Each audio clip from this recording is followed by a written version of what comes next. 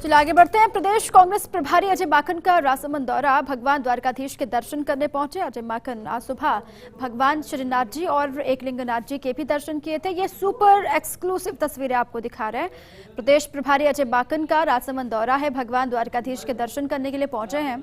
उनके साथ उनके तमाम समर्थक भी हैं, कार्यकर्ता भी है कांग्रेस के। और साथ ही सुबह की तस्वीर भी आपको याद होगी, सबसे पहले फर्स्ट इंडिया ने आप तक पहुंचाई थी जब भगवान श्रीनाथ जी के दर्शन किए थे, एकलिंगनाथ जी के भी दर्शन करने वो गए थे।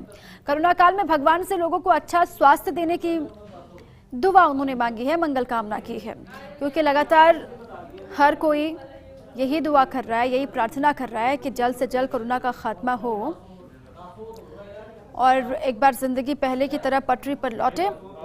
राजसमंद दौरा कांग्रेस प्रदेश प्रभारी अजय माकन का अपने आप में बेहद खास है, क्योंकि कार्यकर्ताओं को भी पहले से ही ये जानकारी थी कि अजय माकन पहुंचेंगे राजसमंद और इसीलिए वहां पर तैयारियां भी उन्होंने अपने हिसाब से की थी। हालांकि उत्सुकता उनमें भी बहुत ज़्यादा है अजय माकन को अपने बीच में पाकर।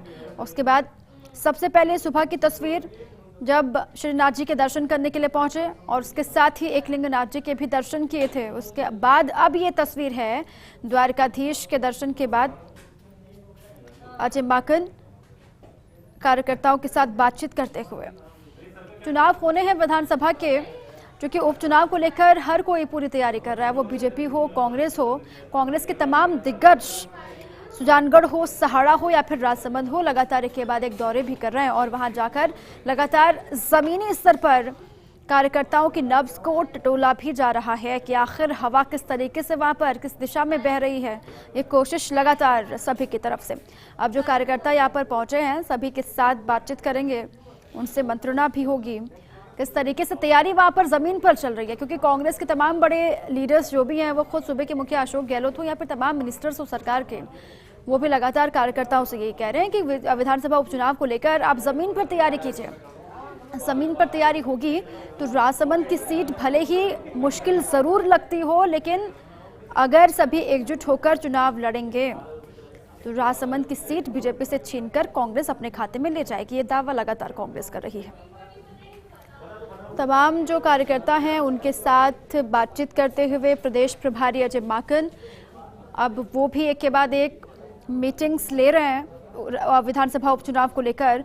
सुजानगढ़, सहाड़ा जो कि पहले से कांग्रेस के खाते में, इस बार जो कांग्रेस के दिवंगत विधायकों ने काम किया, सहाड़ा हो, सुजानगढ़ हो, उसी आधार पर वोटिंग होगी, ये कांग्रेस लगातार कह रही है। लेकिन राजसमंद में चूंकि पहले भी बीजेपी के पास ये सीट इस बार बड़ी चुनौती इसलिए भी है चूंकि सरकार कांग्रेस की है और राजसमंद में अगर कांग्रेस की जीत होती है तो ये गहलोत सरकार के कामकाज पर मुहर होगी और एक बड़ी जीत होगी, बीजेपी के लिए बहुत बड़ी चुनौती भी होगी 2023 के लिए जो कांग्रेस सामने रखेगी।